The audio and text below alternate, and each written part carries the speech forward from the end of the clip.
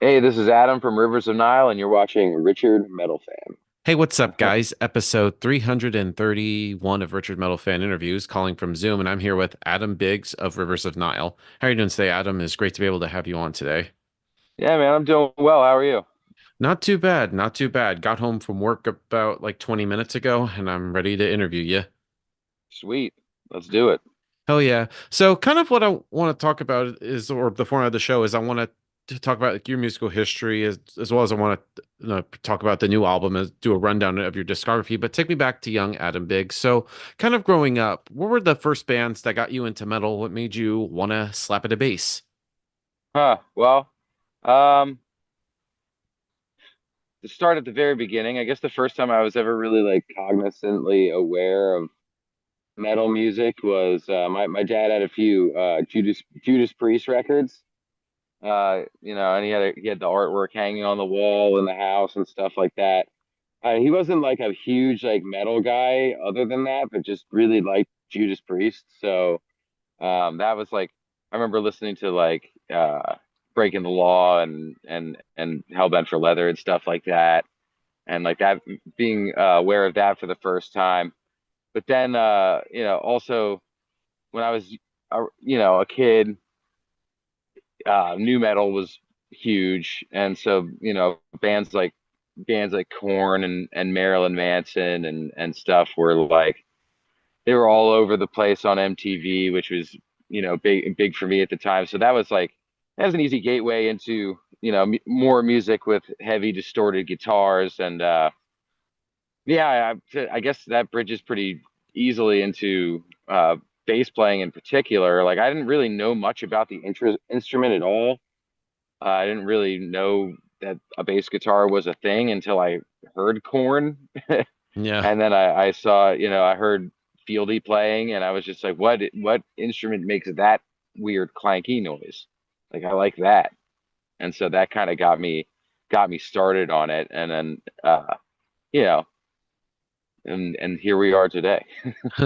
Awesome. And I was also like doing my research. I believe some of your first bands were Origins, Ace of Plague, and Dician. Like, I'm always curious about them. Like, nobody ever talks about those.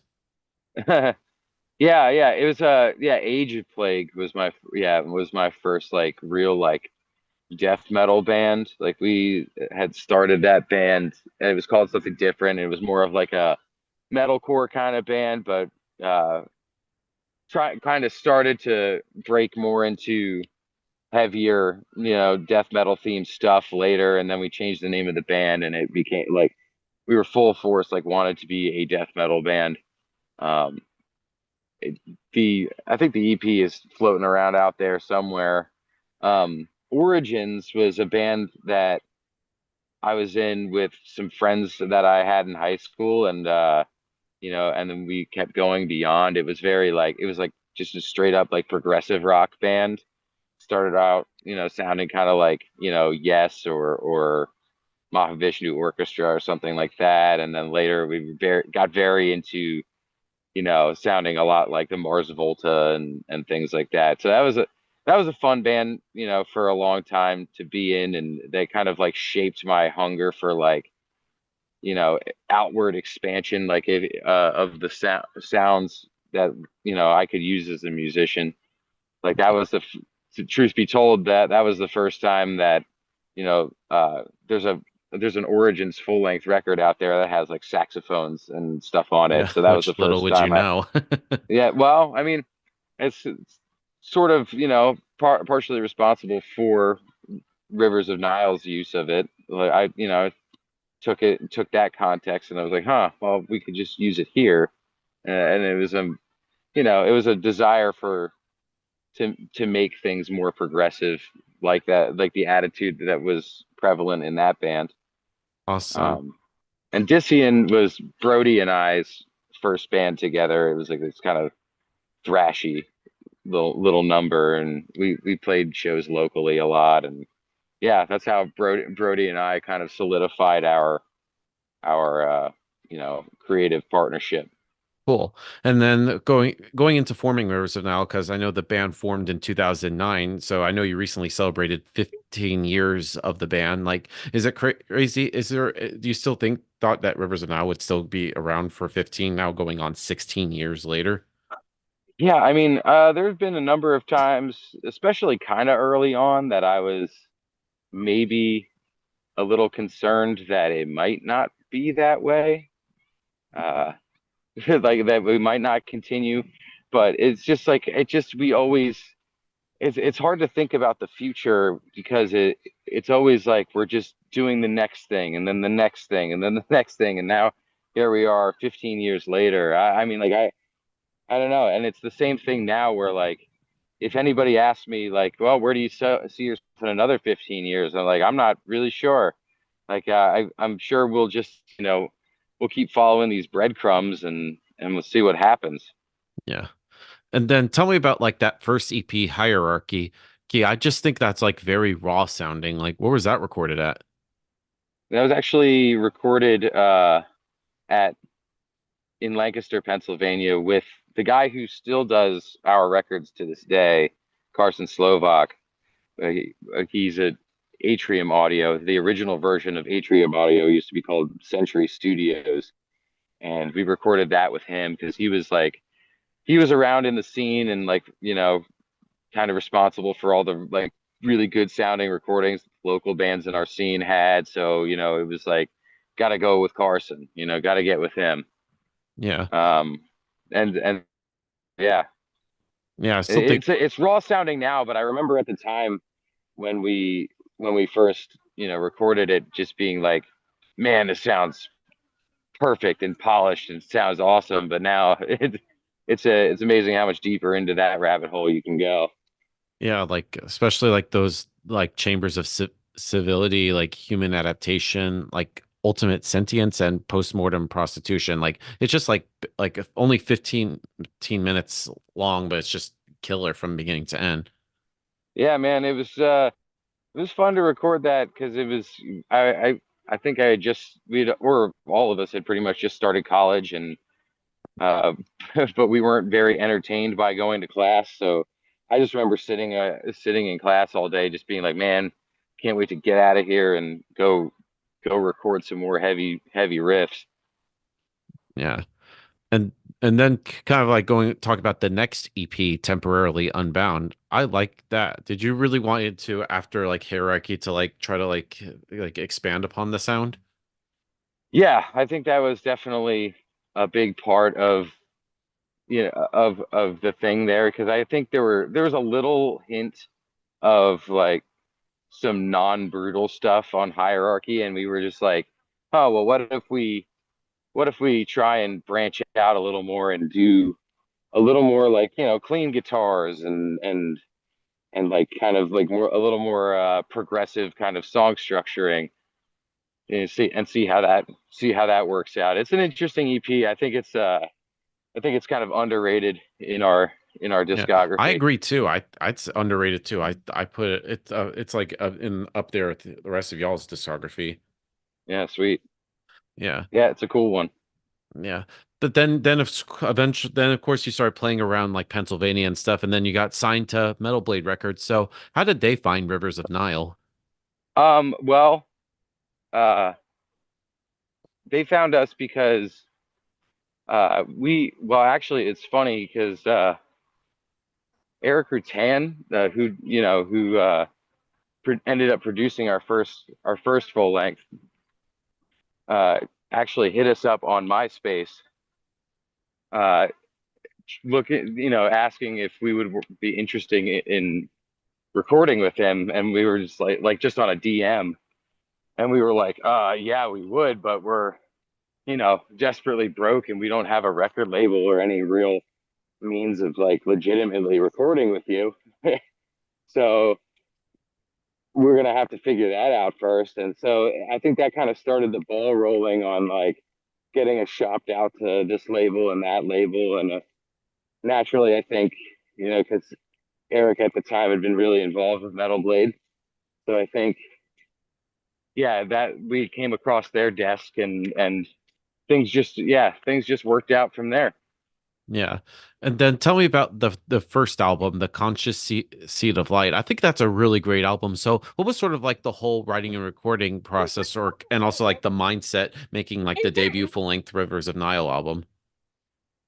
It was it was a really nerve-wracking process, honestly. Spent we spent a lot of time, writing these songs, and because mostly we would write in the room together at the time, and which is like it's proved to be super slow going way to write for us.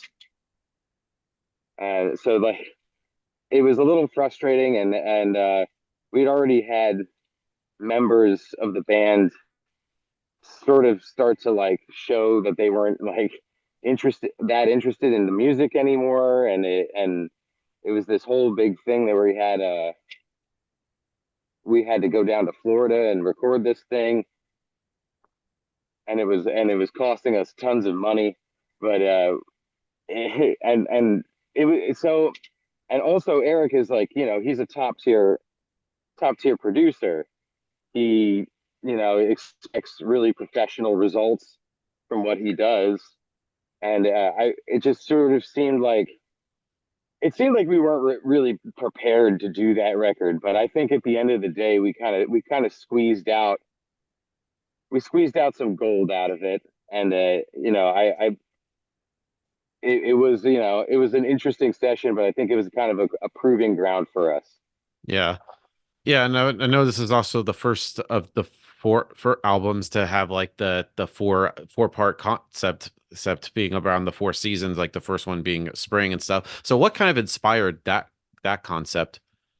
Well, to be completely honest with you, the the concept kind of came forward out of the fact that the band hadn't really completely landed on like what we wanted to be like writing about, uh, and like what themes we wanted to be using in our lyrics and things like that. We hadn't really made any concrete decisions about it by the time that we had gotten signed. And then we got signed for we got four album deal, with Metal Blade. And for some reason, like, I mean, to me, it's just like I was like, oh, four albums, and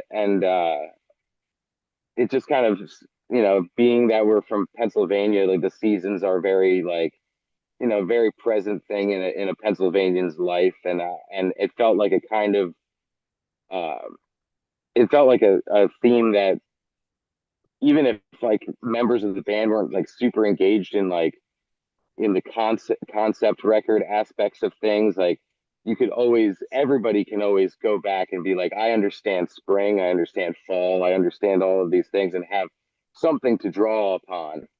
And it just so happened to be that we had four records to make, and there were four seasons, and it was like our time to like grow up. So that I felt like it showed the passage of time in that way too. Right. And then when the Conscious Seed of Light first came out, did you start like touring outside of Pennsylvania for the first time, or was it still just locally? We actually had done some regional touring, and like gotten, I think, out as far west as like Indiana, and like some other places like that, like Kentucky, and uh, before we had been signed. Like used to um, we used to set up these little mini tours at, on MySpace, and just, by hitting up, like, we need a show this day, that day, we'd hit up these bands and just create these little tours, and just go rip them. And sometimes they'd work out and sometimes they wouldn't. It was a really interesting time. Yeah. And then, of course, going to the second album, Monarchy. I love this album. This is sort of around the time where I discovered you guys on this album cycle because usually with the debut full-length album, you have like your entire life to write, and there's a lot of hype with the first album. When it came to making Monarchy, did you felt pressure to follow up the Conscious Seed of Light? Yeah, I mean, yeah, we felt pressured, and like we kind of did want to reshape the sound of the band a little bit at this point, and also uh we had encountered lineup changes for the first time. So we had to replace, our drummer and our rhythm guitarist. And so that was a big point of like let's refocus and reshape this whole thing. And it was kind of like Monarchy was kind of the name that came because we when we started we had Hierarchy, and Monarchy seemed like a refresh in that way, like it was related. Yeah, coming full So yeah, circle. yeah, kind of. We're not, maybe not full circle, but like it's this is the beginning, and like this is like it's how we began the journey in total, and this is how we'll begin again, um, sort of thing. And yeah, it was like we wanted to we wanted to tighten up the technical aspects of the band, and like just really tighten up the songwriting, and make it a full album, more of a full album experience than perhaps the previous record was. Yeah, no, you definitely shaped it up. I feel like it's more kind of like it's still the Rivers of Nile, but I feel like you just upped it up a little. Yeah, yeah. I think that's what you want to do, no matter what, when you're writing any record. But yeah, that one it felt like we just, we really turned it on, and you know, we wrote the hell out of that thing. It rehearsing it and driving it, like the new members all lived in New York City, and so Brody and I and Jake would drive up in my busted old car, and like every week, and it was just kind of crazy. Yeah. Yeah, definitely. And then moving on to the next album, Where Owls Know My Name. I love this album, but I definitely feel like it's another evolution in the Rivers of Nile sound. So kind of like how is it like kind of like going from Monarchy to Where Owls Know My Name? It's kind of hard to describe. Yeah, I mean, it is a little hard to describe. We I mean, it wasn't, it felt like to me like it wasn't that much of a departure into like, from songwriting and riff wise and all of that stuff. It felt pretty familiar to Monarchy, but I think there was something about, because Monarchy was it was a good record, and we were all really proud of it, but like it wasn't really like taking us on a whirlwind around the world. Like it wasn't like it. We got some good tours off of Monarchy. We actually went to Europe for the first time on the back of that record, but then it wasn't really it hadn't just kept going, and it was sort of we were sort of a little down in the dumps about it, and sort of struggling a little bit. And then out we made Owls, and just sort of more or less uh, just kept throwing caution to the wind, um, and really just decided to see where, like where if we took the blocks off of like what exactly we thought the band should sound like, and like just said yes to all of our ideas. That kind of is what birthed Where Owls Know My Name.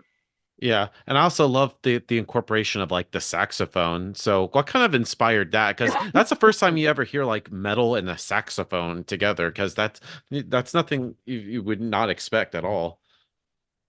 Yeah, I mean it's well, it was just like we were writing this song, The Silent Life, and we just had this Great song.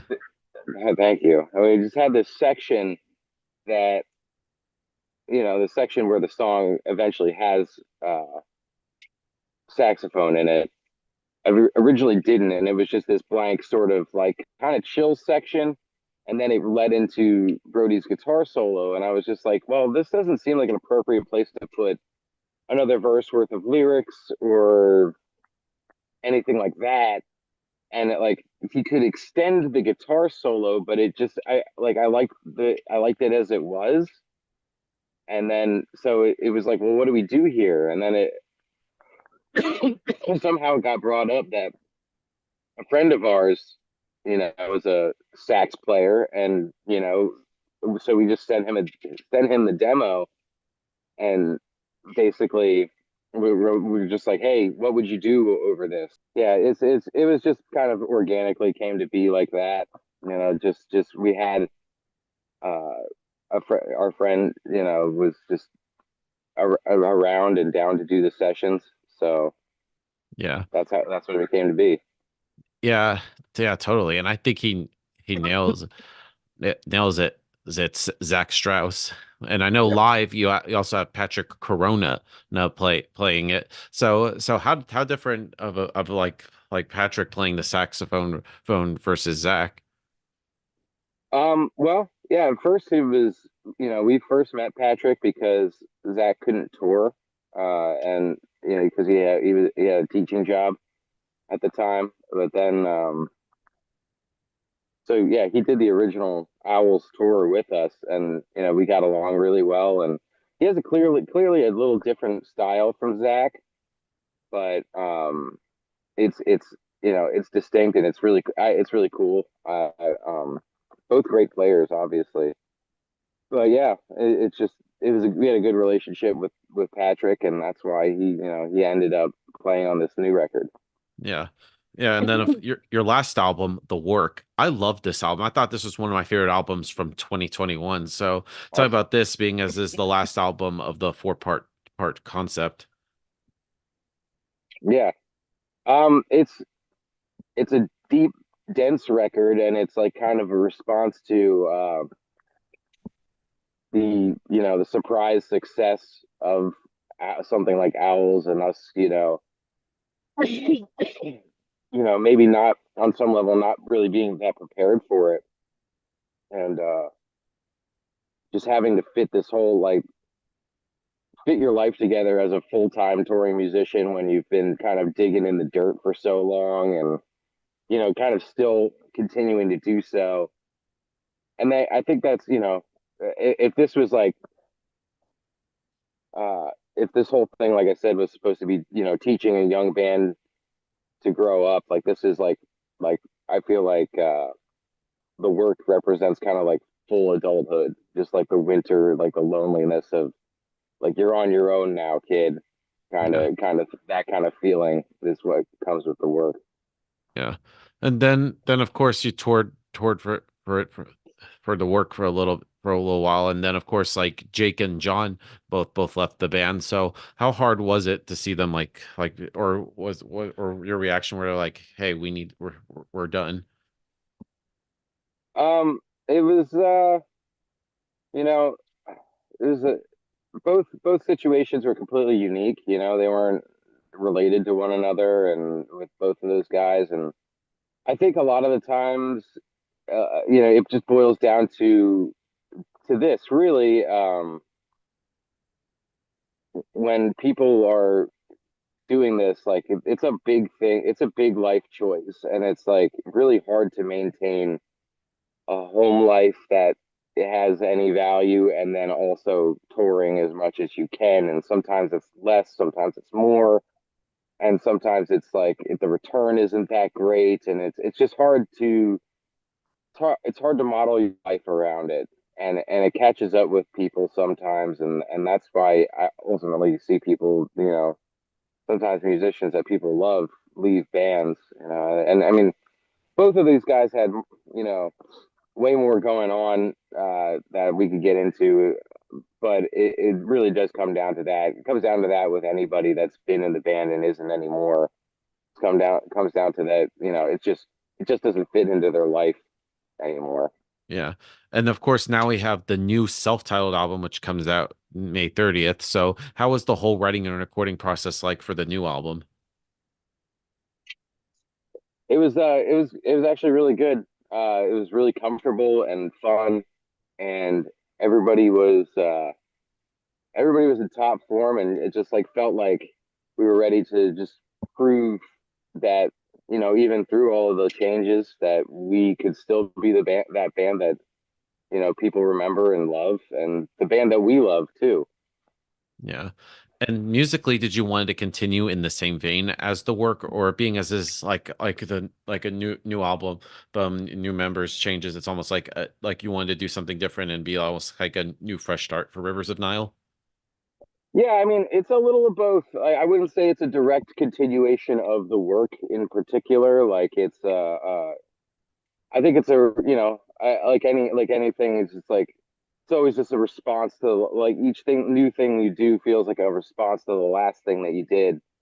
And so that, I mean, this one's no different. I think the work is like an album that's like slow and like really takes its time, um, and isn't so concerned with like what's going, with like heavy riffage and like being. It's not really concerned with being a metal album, uh, which yeah, I think is an interesting thing about it. But this one, I think we wanted to really bring back that vibe and have it be more riffy, more moshy, more fun.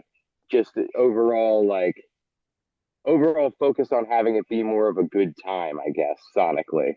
Yeah. And what would you say like the overall message and themes are for the Salt Out album? Is it a new concept album? Like what's like the inspiration? I mean, I could think it is kind of a concept album in some ways where like the songs aren't like some kind of like ongoing story where like you have a beginning, middle, and end, but it's more of like it's more of like they all have the same basic like moral compass, sort of like they're all sort of about all of the songs are sort of about right and wrong. Like it uses like a different subject in each. Like sometimes it's about criminal punishment, sometimes it's about technology, uh sometimes it's about religion, but like it's about right and wrong essentially, like what choosing, and it's about choosing dark, like light over darkness essentially, and that's the moral element. Like it's kind of examining the nihilism in Rivers of Nile, because it is a self-titled record. There's a chance for us to reanalyze that and be like, well, what does that mean to us? Is that something that we believe in? And I think the answer was no. Like we don't think that's the message that we want to carry forward is not one of nihilism. It's more hopeful than that. So I think that's what the record is ultimately getting at. Yeah, and speaking of self-titled, because usually when a band does like a self-titled album, it's always like their first. But if it's like later in their career, I always feel like that's sort of like a change and stuff. Is that sort of like a the inspiration for it to being self-titled? I wouldn't say it was like a change, but I mean, I guess it turned out because we before we had any lineup changes, I was kind of planning on this being a self-titled record, and like the idea was to write as many like tightly written songs as we possibly could, and just write good solid A-rate material, and then like put our big stamp on it. But then when all the lineup changes occurred, it became apparent that like we had to kind of redefine and reassure everybody that this band is here. This is what we do now, and it's I don't think it's so different than what we've done in the past. But of course, elements like Andy being in the band and taking over a lot of singing and stuff like that is big. Me being the main harsh vocalist is different, but it's music that all comes from the same place that it always has, really. Yeah, and being as this is also the first album with you handling the lead vocals, what was that experience like? And were you kind of like nervous and now being like this is the first album with you as the lead singer? Yeah, I mean, definitely was nervous, but I think I'm I was always confident in being able to write parts that would think were good, because I wrote a lot of the vocal stuff and lyrics while Jake was in the band too, and and so I knew I could write appropriate, like good material for myself too. But I guess it was, and so it was exciting, but a little nerve wracking. I'm like, are people gonna like it? Like, it's I know I'm not gonna even try to make it the same as Jake. I'm not gonna try to sound like Jake. I mean, it's just not gonna happen. And so, I mean, I think that was really it. Was seeing if people would accept that change or not. But I was confident that I could do something good. Yeah.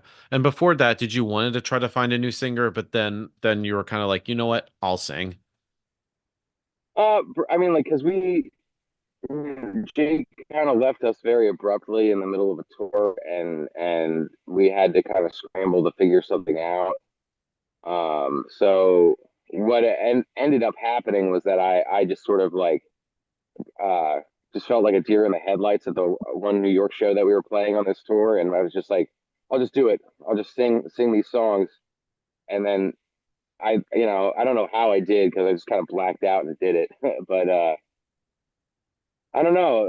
There was and then there was like a little period of time where we were flirting with the idea of potentially getting a new singer in the band, but uh, I think at the end of the day, we decided that to bring a whole new person into the band and like figure out like like we don't vet some whole guy and like find out if he's gonna like work out for us or not.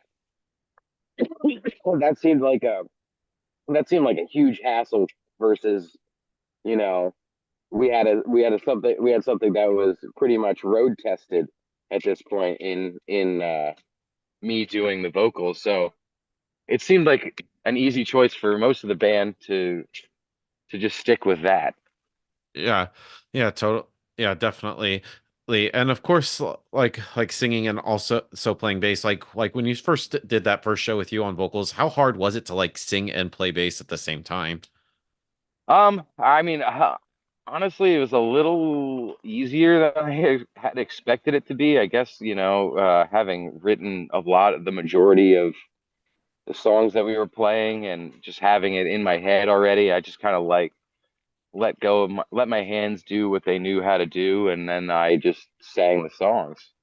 Yeah, But yeah, obviously, it would definitely hit a few spots that, were rough, and I'm like, I'm gonna need to practice that. totally. And do you find like also like singing and also playing bass like express like two different sides of you creatively? Yeah, I would say so. I mean, it's just yeah, it's two different. Yeah, it's like it is very much two different mindsets. Like I care about both things equally and very deeply. Like I want the bass playing to be awesome, and I want the vocals to be awesome on every record that we do. And um, so that's forefront. That's in the forefront for me is like make sure everything's awesome and like don't compromise. I would never sit there and be like, I can't sing this part and play the bass at the same time. Like I'll figure it out is kind of my ethic there. Yeah. And talking about like the lyrics on the so far I've only heard like the first couple singles such as like Criminals, like Water, like American Death and even House of Light. I think those are all kick-ass songs. Like when it comes to like the lyrics on this album, did you have to put yourself in like a certain mind frame in order to come up with lyrics or they just come like very naturally and organically? I mean, yeah, I always try to make sure that lyrics are coming to me how I would want to say them, without any filter or pretense. And that's like kind of my style. Like I don't write anything down until like the day before I go into the studio, pretty much. Like I just let it kind of stay in my head and I think about it and I absorb life experience and, research things that I want to speak about. And I just kind of turn it into this soup up in my head and then, also while listening to the music and I just kind of let what comes out filtered through my emotions. And that's more or less the process. So it wasn't like a lot of like,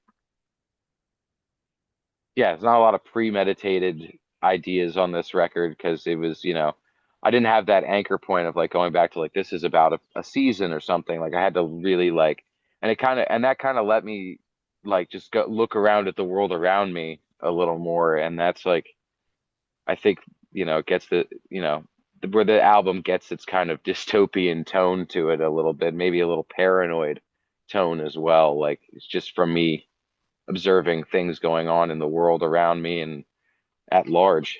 Yeah.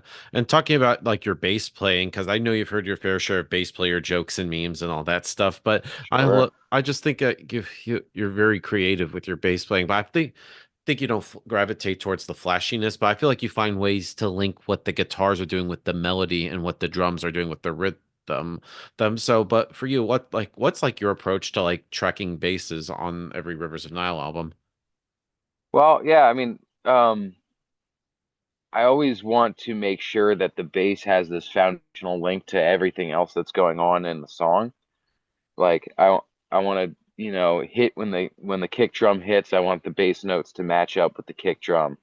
It has to be rhythmically playing that way. It has to be melodically playing with the guitars. I like to throw in a phrase of like a vocal melody here and there. And I just like to I, in this kind of music, I feel like bass playing is like it's more of like a cherry on top kind of deal. Like it's there's like you can do the bare minimum and like still write great metal songs. So I feel like, a lot of times I'll do like what holds the song together to a point and then start to explore outwards and how I can, add more cherries on top of the sundae. All right, cool. And I got two more questions for you. And talking about like playing live, like is there a certain like mind frame to like playing live versus like recording, or they're almost like completely like separate? Oh, yeah, it's totally different. Lot like, in the studio, you have the ability to really break things down, take it slow, and make sure everything is tight, tight, tight. And I mean, with that comes a certain amount of pressure. Like you have to play really tight because it's never going to sound like it has to sound as good as it could ever sound when you play it on record. Whereas live, it's like live is, I think, more my thing, where it feels like this flash and it's gone kind of experience, and it's just you're getting what everybody's got that day, and it's not about the past or the future. It's about the present. And I like to throw a little this and little that, maybe toy with things, and I think that's really cool because you just have that moment. Yeah. Yeah, and then the final question I want to ask is coming from Pennsylvania because Pennsylvania has like a diverse metal scene. Like you guys sound different from like August Burns Red and they sound different from like Incantation or Motionless in White or Breaking Benjamin and so off and so forth. So did you feel like comfortable being part of like the metal scene in Pennsylvania, or was it for like Rivers of the Nile the goal to like get outside of Pennsylvania and play in front of like different states and countries and stuff? I think now that you put it into that kind of perspective, I feel like the entire idea of the Pennsylvania metal scene is to get out.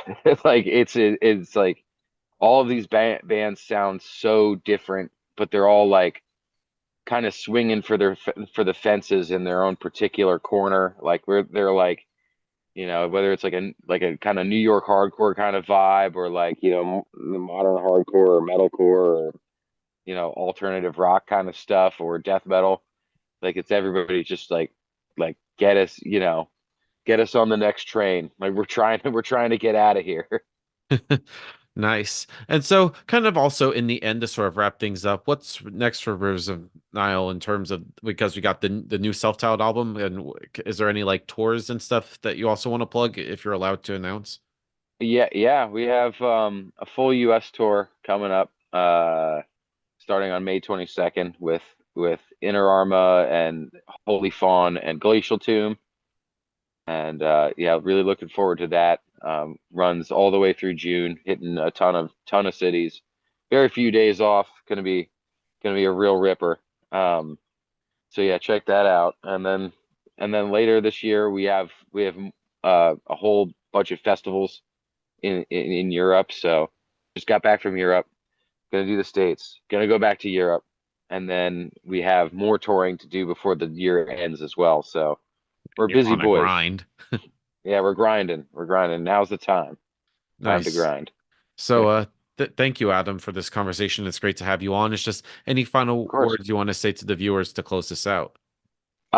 Yeah, just thank you if you're a fan, thank you very much for your support. Like it really means the world because there's a lot of things you could be doing out there. A lot of bands you could be listening to, other stuff, and anytime you choose to spend with us, I and the rest of the band really appreciate it. It's not lost on us. That's a big decision. So thank you. And yeah, sorry if I was moving around a little too much. That I had things going on in this interview, but Yeah, yeah, it's a pretty interesting life hits one. you sometimes. But Sorry about that. it's great. So everybody, Adam Biggs from Rivers of Nile, check out their new self-titled album coming out May 30th through Metal Blade Records, and we'll see you next time.